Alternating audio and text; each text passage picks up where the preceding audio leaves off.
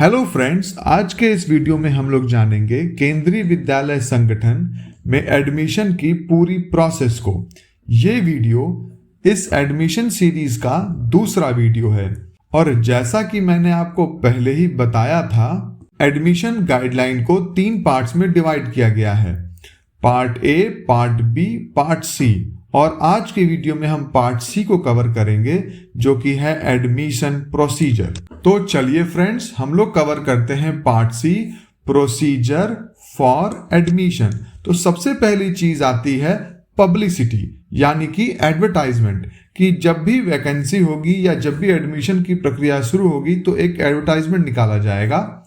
An advertisement for online registration for class 1 shall be issued by the regional office in local newspaper as per admission schedule। जैसा भी admission schedule रहेगा, जिसमें date, time, जो भी जानकारी देते हुए एक एडवर्टाइजमेंट निकाला जाएगा क्लास 1 में ऑनलाइन रजिस्ट्रेशन के लिए। Inviting parents to register their ward for admission in Kendriya Vidyalaya. Parents के बारे में ये सूचना होगी ताकि वे अपने बच्चों का केंद्रीय विद्यालय में एडमिशन के लिए रजिस्ट्रेशन करवा सकें। This advertisement should specifically indicate that admission in केंद्रीय विद्यालयास are not restricted to central government। और ये एडवर्टाइजमेंट्स खास तौर से स्पेसिफिकली इस बात का जिक्र जरूर करना चाहिए कि केंद्रीय विद्यालय में एडमिशन केवल सेंट्रल गवर्नमेंट एम्प्लॉयज का नहीं होता है, बल्कि ओपन टू ऑल, सभी के लिए खुला है। इसमें यह बात भी स्पष्ट होनी चाहिए, जो सेंट्रल गवर्नमेंट एम्प्लॉयज हैं उनको प्राथमिकता दी जाएगी। Only certain priorities have been laid down to different categories to regulate the admission। सिर्फ सेंट्रल गवर्नमेंट एम्प्लॉयज नहीं बल्कि अन्य जो कैटेगरीज हैं उनको भी जो प्राथमिकता दी जाएंगी उसका भी जिक्र रहना चाहिए इस एडवर्टाइजमेंट में। The reservation for SC, ST, OBC, NCL and differently abled under RT Act 2009 should also be indicated. ये जो रिजर्वेशन की प्रक्रिया, कितने प्रावधान है, इनका भी उसमें उल्लेख होना चाहिए। हेलो फ्रेंड्स, मैं हूं डॉक्टर गुलाटी। फ्रेंड्स, हमारे चैनल को सब्सक्राइब करिए और अगर आपको ये वीडियो अच्छा लगा हो तो फिर इसे लाइक और शेयर करिए। Thank you friends. अब हम आते हैं रजिस्ट्रेशन, यानी कि एक बार एडवर्टाइजमेंट निकल गया तो फिर रजिस्ट्रेशन की प्रक्रिया को कैसे करना है। Registration shall not be done if there is no vacancy और likelihood of any vacancy in the particular class. जिस क्लास में कोई भी वैकेंसी नहीं है या किसी भी वैकेंसी की संभावना भी नहीं है तो उसमें रजिस्ट्रेशन नहीं करना चाहिए। In case of vacancy arises in future, registration can be made after giving wide publicity at local level, Vidyalaya website and admission can be granted as per KVS admission guideline. और अगर आगे कोई इसमें वैकेंसी बनती है तो उस वक्त जब वैकेंसी बनेगी तो पब्लिसिटी करके दोबारा जो है इसके लिए रजिस्ट्रेशन मंगाए जा सकते हैं। In case of number of children seeking registration is less because of which all seats have not been filled by the Principal shall issue a second advertisement in the month of May, June notifying the availability of vacancy। अगर ऐसी case बनता है, ऐसी परिस्थिति बनती है कि जो जितने भी सीट, जितनी भी वैकेंसी है उससे कम रजिस्ट्रेशन हुआ है, तो फिर प्रिंसिपल मई या जून में दोबारा एक बार एडवर्टाइजमेंट निकालकर दोबारा रजिस्ट्रेशन मंगा सकते हैं। Admissions are required to be made with the approval of the executive committee of the vidyalaya। In case the executive committee does not approve admission up to the full sanctioned strength of the class, the principal shall intimate the fact to the deputy commissioner who may approve the admission। तो जो भी executive committee है उसके जानकारी में admission प्रक्रिया होगी और अगर सभी सीटों पर अप्रूवल नहीं मिलता है तो डिप्टी कमिश्नर को इन्फॉर्म कर सकते हैं प्रिंसिपल और वहां से अप्रूवल ले सकते हैं। Registration for class 11th shall be taken immediately after the declaration of the result of class 10। तो क्लास 11th के लिए जो रजिस्ट्रेशन है वो क्लास 10th की रिजल्ट डिक्लेयर होने के तुरंत बाद उसकी प्रक्रिया शुरू हो जाएगी। फिलहाल हम लोग इस वीडियो में ज्यादा फोकस करेंगे क्लास 1 की रजिस्ट्रेशन पे। Registration form shall be made available by the principal free of cost, however the class 1 registration will be done online admission portal when the portal is live. Registration का जो form है वो principal द्वारा free of cost उपलब्ध कराया जाएगा, लेकिन class 1 के लिए जो रजिस्ट्रेशन है वो ऑनलाइन होगा। ऑनलाइन जो पोर्टल है वहां जो भी फीस लगनी है, जो भी प्रक्रिया होनी है उसके अनुसार होगा वहां पे। Registration form complete in all respects, accompanied by all required documents, must be submitted or sent to the Vidyalaya concerned within the prescribed date as per notification of the KVS।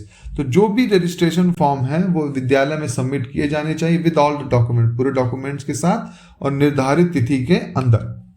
Attested copies of the prescribed document would be required to be submitted along with the application for the registration। तो जो भी document उनकी attested copy लगेगी आप जो भी registration है उसके साथ जमा करने के लिए। डॉक्यूमेंट्स, अब आइए इस बात पर आते हैं कि डॉक्यूमेंट्स क्या क्या लगने वाले हैं। आइए हम इसको बहुत क्लियर तरीके से समझ लेते हैं। पहली बात, फॉर क्लास 1 के लिए कौन सा डॉक्यूमेंट है? एक स्पेशल चीज है, certificate of proof of age. तो एज, आपकी उम्र को प्रमाणित करने वाला एक सर्टिफिकेट होना चाहिए, जो कि क्या होगा? Birth certificate issued by authority competent to register birth.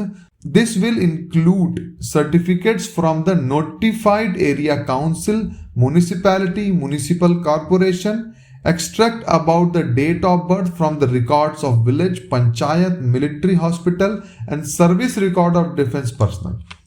तो जो बर्थ सर्टिफिकेट होगा, जो भी गवर्नमेंट अथॉरिटी होती है जहां से वो इशू होता है, जैसे कि notified area council, municipality, municipal corporation, birth record of the village, panchayat, military hospital and service record of the defence personnel, इन सब में से जो भी जहां से भी बच्चे की उम्र प्रमाणित होती हो और बर्थ सर्टिफिकेट मिलता हो उसको डॉक्यूमेंट को माना जाएगा।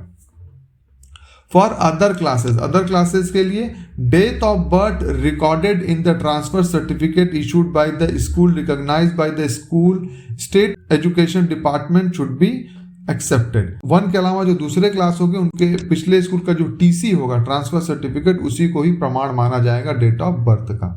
The original certificate of the date of birth should be return to the parents after verification. एक बार वेरिफिकेशन हो गया तो ओरिजिनल जो डेट ऑफ बर्थ है उसका सर्टिफिकेट पेरेंट्स को वापस कर दिया जाएगा। Admissions up to the class 8th may be granted without any transfer certificate provided the child is otherwise eligible which is birth certificate has been issued by the governing body। और class 8 तक admission के लिए जो transfer certificate की शर्त है वो बहुत हार्ड एंड फास्ट नहीं है, यानी कि बहुत मैंडेटरी नहीं है, उसको फॉलो करना जरूरी नहीं है। उसके लिए भी आप दे सकते हैं एडमिशन अगर वो अपनी उम्र को प्रमाणित कर देता है किसी गवर्नमेंट बॉडी द्वारा इशू कोई सर्टिफिकेट से। ठीक है, तो यहाँ पहले पॉइंट में हम जान रहे हैं कि हमें अब बच्चे की एज का हमें प्रमाण पत्र देना होगा, जो कि है क्लास 1 के लिए है बर्थ सर्टिफिकेट और अदर क्लासेस के लिए वो उसका है transfer certificate TC. The grand children of honourable member of parliament and PSU employees, तो अगर ग्रैंड चिल्ड्रन है पीएसयू एम्प्लॉयज के या मेंबर ऑफ पार्लियामेंट के, या तो फिर उनको एक प्रमाण पत्र देना होगा अपने जो भी रिश्ता है, जो भी रिलेशनशिप है उसको प्रूव करने का बच्चे के साथ। इसी तरीके से अगर केवीएस एम्प्लॉयज के ग्रैंड चिल्ड्रन, तो यहाँ भी प्रमाण पत्र देना होगा रिलेशन को प्रूव करने का। A certificate that the child belongs to the scheduled caste, scheduled tribe, EWS, OBC, non creamy BPL, तो अगर इन कैटेगरी से बच्चा है तो संबंधित प्रमाण पत्र देना होगा जो कि स्टेट गवर्नमेंट या यूनियन गवर्नमेंट द्वारा जारी किया गया। यहाँ पर एक बात और है कि अगर ये जो सर्टिफिकेट है ये माता पिता का ही उपलब्ध है, माता पिता में से कोई भी एक, इधर, ठीक है, माता पिता में से कोई भी एक का उपलब्ध है एडमिशन के वक्त, लेकिन बच्चे का उपलब्ध नहीं है, तो माता पिता अपने किसी भी एक का ये सर्टिफिकेट दे सकते हैं और एडमिशन होने के 3 महीने के अंदर उन्हें बच्चे का भी सर्टिफिकेट बनवाकर जमा करना होगा 3 महीने के अंदर। A certificate from the civil surgeon, rehabilitation center or any other competent authority defined by the government of India certifying the child as handicapped। तो अगर माता पिता बच्चे को हैंडीकैप्ड कोटे में एडमिशन दिलाना चाहते हैं और हैंडीकैप्ड जो भी प्रावधान उनका लाभ लेना चाहते हैं तो उसको सिविल सर्जन द्वारा सर्टिफाई कराना होगा या फिर रिहेबिलिटेशन सेंटर द्वारा। यहाँ पर एक बात और भी ध्यान देने वाली बात है कि अगर बच्चे को देख कर ही पता चलता है कि वो हैंडीकैप्ड है, उसकी हैंडीकैप्ड होने की परिस्थिति का देख कर ही आकलन किया जा सकता है, तो फिर प्रिंसिपल के पास ये अथॉरिटी है कि वो बिना सर्टिफिकेट भी बच्चे को एडमिशन उनको दे सकता है। हालांकि ये एक एडवाइस है पेरेंट्स को, माता पिता को, कि कोई आगे कानूनी कोई दिक्कत ना आए, इसके लिए वो सर्टिफिकेट ले लें तो बेहतर है। लेकिन प्रिंसिपल चाहे तो एडमिशन दे सकता है अगर वो विजुअली उसका डिसेबिलिटी दिख रही है बिल्कुल साफ साफ। द सर्विस सर्टिफिकेट लगेगा। जो भी पेरेंट्स हैं, जो माता पिता हैं, वो अपनी सर्विस के आधार पर लाभ लेना चाहते हैं एडमिशन का, तो उनका सर्विस सर्टिफिकेट लगेगा और साथ ही पिछले 7 सालों का ट्रांसफर रिकॉर्ड लगेगा जो कि उनके ऑफिस द्वारा साइन किया गया हो। A certificate for retirement of uniform, तो एक्स सर्विसमैन जो है उनके लिए उनके रिटायरमेंट का सर्टिफिकेट लगेगा। और प्रूफ ऑफ रेसिडेंस, और प्रूफ ऑफ जो भी जहां भी रहते हैं उसके निवास का आपके एक प्रमाण पत्र लगेगा। तो निवास प्रमाण पत्र हो सकता है ये, या फिर ये आपका रेंट का एग्रीमेंट हो सकता है। यहाँ कुछ बातें ध्यान देने वाली हैं कि केवल रजिस्ट्रेशन इस बात की गारंटी नहीं है कि आपका एडमिशन हो गया है। इनकम्प्लीट एप्लीकेशन को जनरली जो है रिजेक्ट कर दिया जाता है, लेकिन स्पेशल केस में जब ऐसा लगता है कि कम रजिस्ट्रेशन आए हैं तो उनको वो अपने रजिस्ट्रेशन पूरा करने का मौका भी दे सकता है। Admission secured of basis of any wrong certificate, अगर किसी गलत प्रमाण पत्र, किसी गलत जानकारी के बेसिस पर अगर आपने एडमिशन पाया है तो प्रिंसिपल के पास पूरा अधिकार है कि वो आपके एडमिनिस्ट्रेशन को, आपके एडमिशन को कैंसिल कर दे और इसके खिलाफ कोई अपील नहीं होगी अगर आपने किसी गलत प्रमाण पत्र के आधार पर एडमिशन लिया है।